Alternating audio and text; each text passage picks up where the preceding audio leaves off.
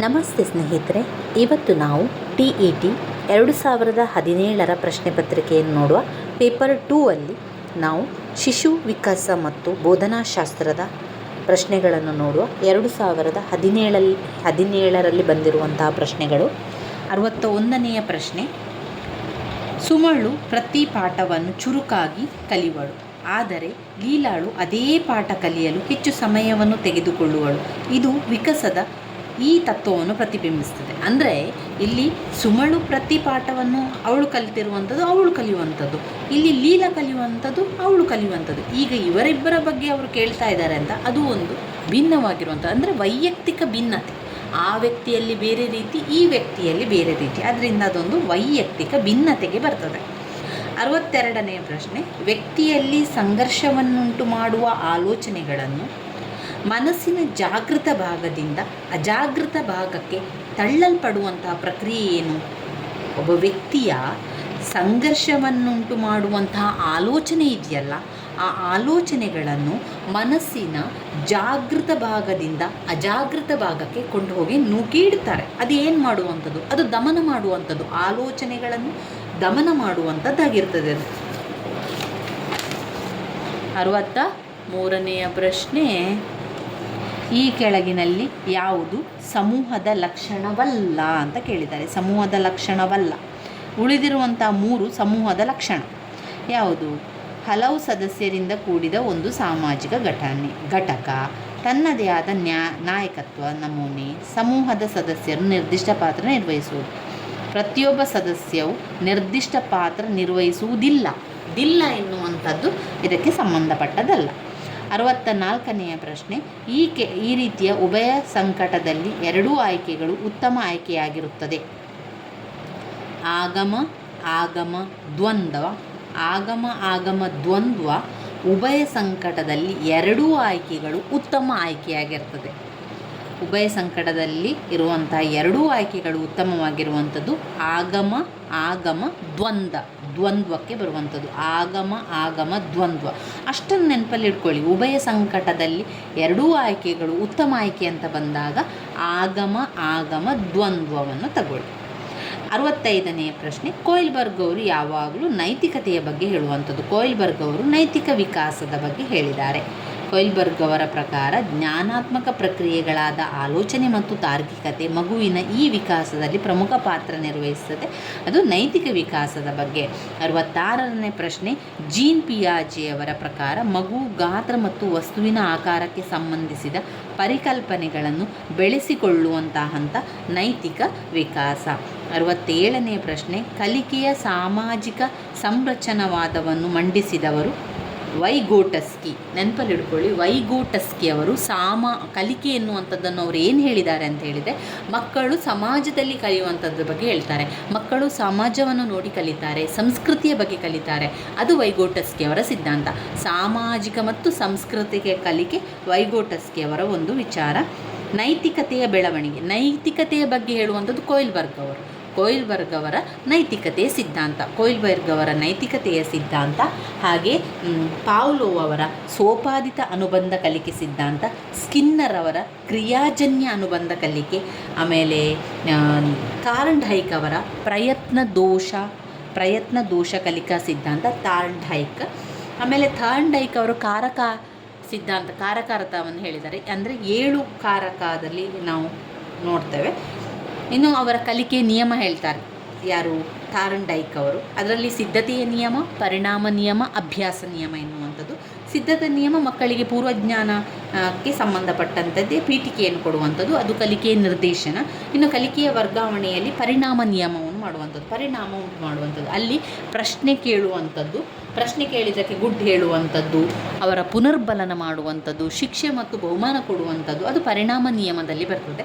ಇನ್ನು ಅಭ್ಯಾಸ ನಿಯಮ ಅಂತ ಬಂದಾಗ ಪುನರಾವರ್ತನೆ, ಎಲ್ಲ ಕಲಿತ ನಂತರ ಪುನರಾವರ್ತನೆಯನ್ನು ಮಾಡುವುದು, ಪ್ರಚೋದನೆ ಮಾಡುವುದು, ಪ್ರತಿಕ್ರಿಯೆ ಮಾಡುವುದು, ಅದು ಅಭ್ಯಾಸದ ನಿಯಮದಲ್ಲಿ ಬರ್ತದೆ. ಥಾರ್ನ್ಡೈಕ್ ಅವರ ಪ್ರಯತ್ನ ದೋಷ ಕಲಿಕಾ ಸಿದ್ಧಾಂತ. ಕೊಯ್ಲ್ಬರ್ಗ್ ಅವರ ನೈತಿಕತೆಯ ವಿಕಾಸ. 69ನೇ ಪ್ರಶ್ನೆ, ಇವುಗಳಲ್ಲಿ ಯಾವುದು ಸಮಂಜಸತೆಯ ಅರ್ಥವನ್ನು ಕೊಡುತ್ತದೆ? ಪರೀಕ್ಷೆಯು ಅಳತೆ ಮಾಡಬೇಕಾದ್ದನ್ನೇ ಅಳದರೆ ಅದು ಸಮಂಜಸವಾಗಿದೆ ಅಂತ ಹೇಳುವಂಥದ್ದು. ಅಂದರೆ ಸರಿಯಾಗಿದೆ, ಕರೆಕ್ಟಾಗಿದೆ, ಯಾವುದನ್ನು ಕೊಡಬೇಕೋ ಅದನ್ನೇ ಕೊಟ್ಟಿದ್ದಾರೆ. ಪರೀಕ್ಷೆ ಯಾವುದನ್ನು ಅಳತೆ ಮಾಡಬೇಕು ಅದನ್ನೇ ಅಳತೆ ಮಾಡಿರುವಂಥದ್ದು ಸಮಂಜಸತೆಯ ಬಗ್ಗೆ ಹೇಳ್ತಾ ಹೋಗ್ತದೆ. 70ನೇ ಪ್ರಶ್ನೆ, ವಿದ್ಯಾರ್ಥಿಗಳ ಬಲಗಳು ಮತ್ತು ನ್ಯೂನತೆಗಳನ್ನು ಪತ್ತೆ ಹಚ್ಚಲು ಬಳಸುವಂಥ ಪರೀಕ್ಷೆ ನೈದಾನಿಕ ಪರೀಕ್ಷೆ. ವಿದ್ಯಾರ್ಥಿಗಳಲ್ಲಿ ನ್ಯೂನ್ಯತೆ ಇದೆ, ಕಲಿಕಾ ನ್ಯೂನ್ಯತೆ ಇದೆ ಅಂತ ಗೊತ್ತಾದಾಗ ಮಾಡಬೇಕಾದಂಥ ಪರೀಕ್ಷೆಯೇ ನೈದಾನಿಕ ಪರೀಕ್ಷೆ. ನೈದಾನಿಕ ಪರೀಕ್ಷೆಯ ಮೂಲಕ ವಿದ್ಯಾರ್ಥಿಗಳ ಸಮಸ್ಯೆಗಳನ್ನು ಪತ್ತೆ ಹಚ್ಚಲಿಕ್ಕೆ ಸಹಾಯ ಆಗ್ತದೆ. ಇನ್ನು 71ನೇ ಪ್ರಶ್ನೆ, 1-6 ವರ್ಷ ಮಾನಸಿಕ ವಯಸ್ಸುಳ್ಳ ಮಗು ವರ್ಗೀಕರಣದ ಪ್ರಕಾರ ಜ್ಞಾನಾತ್ಮಕ ಪ್ರಕ್ರಿಯೆಯ ಅತ್ಯುನ್ನತ ಹಂತ. ಇಲ್ಲಿ ಸೃಷ್ಟಿಸುವುದು, ಜ್ಞಾನಾತ್ಮಕ ಪ್ರಕ್ರಿಯೆಯ ಅತ್ಯುನ್ನತ ಹಂತ ಸೃಷ್ಟಿಸುವುದು. 72ನೇ ಪ್ರಶ್ನೆ, ಬ್ಲೂಮಿನ ಪರಿಷ್ಕೃತ ಬೋಧನಾ ಉದ್ದೇಶದ ವರ್ಗೀಕರಣದ ಪ್ರಕಾರ ಜ್ಞಾನಾತ್ಮಕ ಪ್ರಕ್ರಿಯೆಯ ಅತ್ಯುನ್ನತ ಹಂತ ಸೃಷ್ಟಿಸುವುದು, ಅತ್ಯಂತ ಉನ್ನತ ಹಂತ ಸೃಷ್ಟಿಸುವುದು. 73ನೇ ಪ್ರಶ್ನೆ, ಬಹುಮುಖ ಬುದ್ಧಿಶಕ್ತಿ ಸಿದ್ಧಾಂತದ ಪ್ರಕಾರ ಎಲ್ಲ ರೀತಿಯ ಪ್ರಾಣಿಗಳನ್ನು, ಲವಣಗಳನ್ನು, ಸಸ್ಯಗಳನ್ನು ಗುರುತಿಸುವ, ವರ್ಗೀಕರಿಸುವ ಸಾಮರ್ಥ್ಯ ಏನು ಅಂತ ಹೇಳುವಂಥದ್ದು ನೈಸರ್ಗಿಕ ಬುದ್ಧಿಶಕ್ತಿ. ನೈಸರ್ಗಿಕ ಬುದ್ಧಿಶಕ್ತಿ. 74ನೇ ಪ್ರಶ್ನೆ, ವಿಷಯ ಸಂಜ್ಞಾನ ಪರೀಕ್ಷೆಯು ಬೆಳೆಯುವಂಥದ್ದು ವ್ಯಕ್ತಿತ್ವದಲ್ಲಿ. ವಿಷಯ ಸಂಜ್ಞಾನ ಪರೀಕ್ಷೆ ಎಳೆಯುವುದು ವ್ಯಕ್ತಿತ್ವಕ್ಕೋಸ್ಕರ. 75ನೆಯ ಪ್ರಶ್ನೆ, ಬುದ್ಧಿಶಕ್ತಿ ಕಾರ್ಯನಿರ್ವಹಣಾ ಪರೀಕ್ಷೆಯು ಈ ಸಾಮರ್ಥ್ಯವನ್ನು ಅಳೆಯುತ್ತದೆ. ಬುದ್ಧಿಶಕ್ತಿ ಕಾರ್ಯನಿರ್ವಹಣಾ ಪರೀಕ್ಷೆಯು ಈ ಸಾಮರ್ಥ್ಯವನ್ನು ಅಳೆಯುತ್ತದೆ. ಬುದ್ಧಿಶಕ್ತಿಯ ಕಾರ್ಯನಿರ್ವಹಣೆ ಎನ್ನುವುದು ಕೈಚಳಕ ಸಾಮರ್ಥ್ಯವನ್ನು ಅಳೆಯುತ್ತದೆ. ಬುದ್ಧಿಶಕ್ತಿ ಕಾರ್ಯನಿರ್ವಹಣೆ ಅಂದರೆ ಒಂದು ಕೆಲಸ ಮಾಡುವಂಥದ್ದು ಅಂದರೆ ಕೈಚಳಕದ ಮೂಲಕ ಮಾಡುವಂಥದ್ದು. ಆ ರೀತಿ ಕೆಲವೊಂದನ್ನು ನಾವು ನೆನಪಲ್ಲಿ ಇಟ್ಕೊಳ್ಬೇಕು. ಈಗ ಬುದ್ಧಿಶಕ್ತಿ ಕಾರ್ಯನಿರ್ವಹಣೆ ಪರೀಕ್ಷೆ ಸಾಮರ್ಥ್ಯ ಅಳೆಯುವಂಥದ್ದು ಕೈಚಳಕ ಅಂತ ಓದ್ತೇವೆ. ಹಾಗೆ ಓದುವುದಕ್ಕಿಂತ ನಾವೇನು ಮಾಡಬೇಕು ಅಂತಂದರೆ ಆ ಒಂದು ಕೀವರ್ಡನ್ನು ಇಟ್ಕೊಳ್ಬೇಕು. ಕಾರ್ಯನಿರ್ವಹಣಾ ಪರೀಕ್ಷೆಯಲ್ಲೇ ಕಾರ್ಯನಿರ್ವಹಣೆ ಮಾಡಬೇಕು. ಕಾರ್ಯನಿರ್ವಹಣೆ ಅಂದರೆ ಒಂದು ಕೆಲಸ, ಅದು ಕೈ ಕೆಲಸ. ಬುದ್ಧಿಶಕ್ತಿ ಕಾರ್ಯನಿರ್ವಹಣೆಯ ಪರೀಕ್ಷೆಯು ಈ ಸಾಮರ್ಥ್ಯವನ್ನು ಅಳೆಯುತ್ತದೆ, ಅದು ಕೈ ಚಳಕ ಆಗಿರುವಂಥದ್ದು. 76ನೆಯ ಪ್ರಶ್ನೆ, ತರುಣರ ಸಾಮೂಹಿಕ ಬೆಳವಣಿಗೆಗೆ ಉದಾಹರಣೆ ಅಂತ ಹೇಳಿದರೆ, ತರುಣರ ಸಾಮೂಹಿಕ ಬೆಳವಣಿಗೆ ಆಗುವಂಥದ್ದು ಗುಂಪುಗಳ ಮೂಲಕ. ಎಲ್ಲ ಫ್ರೆಂಡ್ಸ್ಗಳ ಜೊತೆಗೆ ಇರುವಂಥದ್ದು, ಅದು ಗುಂಪುಗಳ ರಚನೆ ಆಗುವಂಥದ್ದು.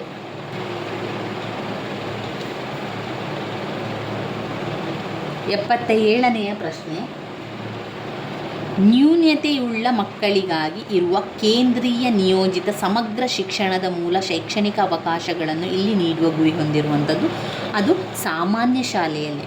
ನಾವು ಈ ರೀತಿಯ ಪ್ರಶ್ನೆ ಬಂದಾಗ ನಾವು ಜಾಸ್ತಿ ಯೋಚನೆ ಮಾಡ್ತೇವೆ. ಜಾಸ್ತಿ ಯೋಚನೆ ಮಾಡಿ ಯಾವುದಕ್ಕೆ ನಾವು ಗುರುತು ಹಾಕಿ ಬರ್ತೇವೆ, ಇದೇನೋ ವಿಶೇಷ ಇರ್ಬೋದು, ವಿಶೇಷ ಶಾಲೆ ಇರ್ಬೋದು, ಅಂಧ ಪರಿಹಾರ ಸಂಘ ಶಾಲೆ ಇರ್ಬೋದು ಅಂತ ಯೋಚನೆ ಮಾಡ್ತೇವೆ. ಆದರೆ ಅಲ್ಲಿ ನಾವು ನೋಡಿದರೆ ಅದಕ್ಕೆ ಸಿಂಪಲಾದ ಉತ್ತರವೇ ಇರ್ತದೆ. ನ್ಯೂನತೆ ಉಳ್ಳ ಮಕ್ಕಳಿಗಾಗಿ ಅಂದರೆ ಒಂದು ನ್ಯೂನತೆ ಇದೆ ಅಂತ ಇಟ್ಕೊಳ್ಳೋ, ಆ ಮಕ್ಕಳಿಗಾಗಿ ಇರುವ ಕೇಂದ್ರೀಯ ನಿಯೋಜಿತ ಸಮಗ್ರ ಶಿಕ್ಷಣದ ಮೂಲಕ ಶೈಕ್ಷಣಿಕ ಅವಕಾಶಗಳನ್ನು ಇಲ್ಲಿ ನೀಡುವ ಗುರಿಯನ್ನು ಹೊಂದಿದೆ.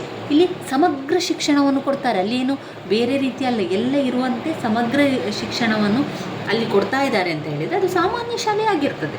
ಅವರಿಗೇನು ಬೇರೆ ಶಾಲೆ ಅಲ್ಲ. ಈಗ ಬುದ್ಧಿಮಾಂದ್ಯ ಉಳ್ಳ ಮಕ್ಕಳಿಗೆ ಬೇರೆ ಒಂದು ಪ್ರತ್ಯೇಕ ವಿಶೇಷ ಶಾಲೆ ಇರ್ಬೋದು.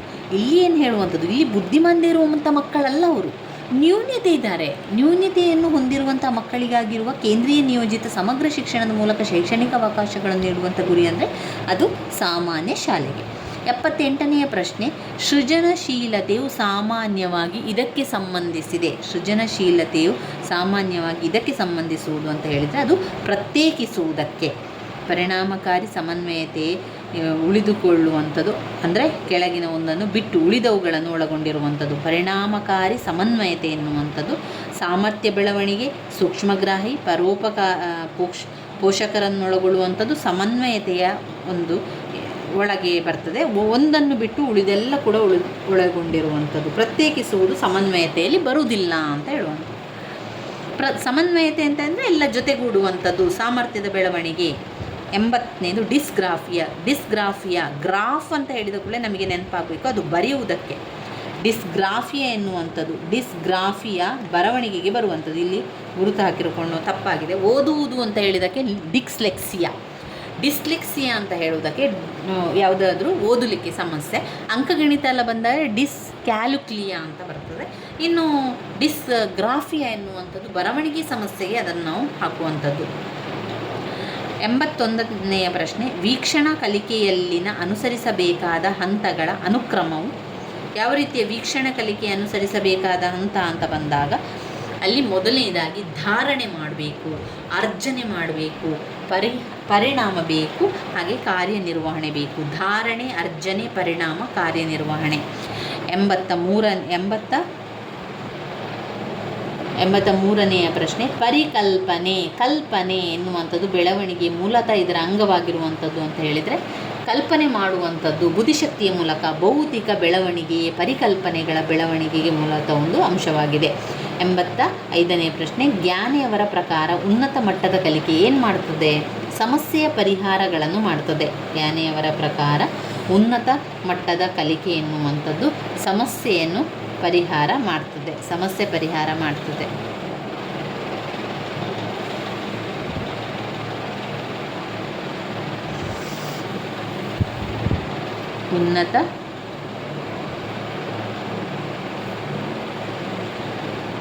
ಜ್ಞಾನಿಯವರ ಪ್ರಕಾರ ಉನ್ನತ ಮಟ್ಟದ ಕಲಿಕೆ ಸಮಸ್ಯೆಯ ಪರಿಹಾರವನ್ನು ಮಾಡುತ್ತದೆ. ಜ್ಞಾನಿಯವರ ಪ್ರಕಾರ ಸಮಸ್ಯೆಯ ಪರಿಹಾರ ಮಾಡುವಂಥದ್ದು. 86ನೇ ಪ್ರಶ್ನೆ, ಪರಿಕಲ್ಪನಾ ಸಾಧನೆ ಮಾದರಿಯನ್ನು ಪ್ರತಿಪಾದಿಸಿದವರು ಬ್ರೂನರ್ ಅವರು ಪರಿಕಲ್ಪನೆಯ ಸಾಧನೆಯ ಮಾದರಿಯನ್ನು ಪ್ರತಿಪಾದಿಸಿದರು. 87ನೇ ಪ್ರಶ್ನೆ, ಹಿಂದೆ ಕಲಿತದ್ದನ್ನು ಧಾರಣಿಸಿ ಪುನಃ ಸ್ಮರಣೆಗೆ ತರುವಂಥದ್ದು ಸ್ಮೃತಿಯಾಗಿರ್ತದೆ ಅದು.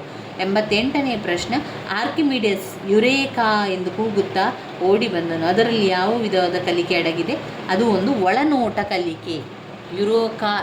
ಯುರೇಕಾ ಎನ್ನುವಂಥ ಒಳನೋಟ ಕಲಿಕೆಗೆ ಸಂಬಂಧಪಟ್ಟದ್ದು.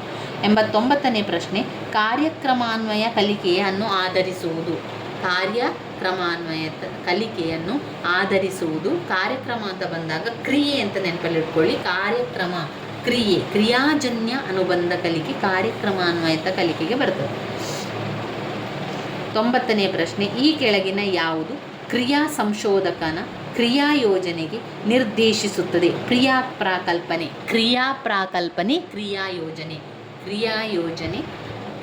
ಪ್ರಾಕಲ್ಪನೆಯನ್ನು ನಿರೂಪಿಸುತ್ತದೆ. ಇಲ್ಲಿ ಕ್ರಿಯಾ ಪ್ರಾಕಲ್ಪನೆಯನ್ನು ಕ್ರಿಯಾ ಸಂಶೋಧನೆಗೆ ಕೂಡ ಆಗಿರುವಂಥದ್ದು. ಕ್ರಿಯಾ ಪ್ರಾಕಲ್ಪನೆ, ಕ್ರಿಯಾ ಸಂಶೋಧನೆ. ಇವಿಷ್ಟು 2017ರ ಪೇಪರ್ 2 ಅಲ್ಲಿ ಬಂದಿರುವಂತಹ ಮುಖ್ಯವಾದಂತಹ ಪ್ರಶ್ನೆ ಶಿಶು ವಿಕಸನ ಮತ್ತು ಬೋಧನಾಶಾಸ್ತ್ರವಾಗಿರುವಂಥದ್ದು. ನನ್ನ ವೀಡಿಯೋಸ್ ಎಲ್ಲ ನಿಮಗೆ ಇಷ್ಟ ಆಗ್ತಾ ಇದ್ದರೆ ಲೈಕ್ ಕೊಡಿ, ಶೇರ್ ಮಾಡಿ, ಹಾಗೆ ಸಬ್ಸ್ಕ್ರೈಬ್ ಮಾಡಲಿಕ್ಕೆ ಮರಿಬೇಡಿ ಸ್ನೇಹಿತರೆ. ಇನ್ನು ನಾವು ನೋಡಬೇಕಾಗಿರುವಂಥದ್ದು 2019ರ ಪ್ರಶ್ನೆ ಪತ್ರಿಕೆ. ಅದನ್ನು ನಾವು ಮುಂದಿನ ವೀಡಿಯೋದಲ್ಲಿ ತಿಳ್ಕೊಳ್ಳುವ. 2019ರ ಶಿಶು ವಿಕಸನ ಮತ್ತು ಬೋಧನಾಶಾಸ್ತ್ರ ಮುಂದಿನ ವೀಡಿಯೋದಲ್ಲಿ ನೋಡ್ಕೊಳ್ಳೋಣ. ನನ್ನ ವೀಡಿಯೋಸ್ ಎಲ್ಲ ನಿಮಗೆ ಇಷ್ಟ ಆಗಿದ್ದರೆ ಲೈಕ್ ಕೊಡಿ, ಶೇರ್ ಮಾಡಿ, ಸಬ್ಸ್ಕ್ರೈಬ್ ಮಾಡಲಿಕ್ಕೆ ಮರಿಬೇಡಿ ಸ್ನೇಹಿತರೆ. ಧನ್ಯವಾದಗಳು.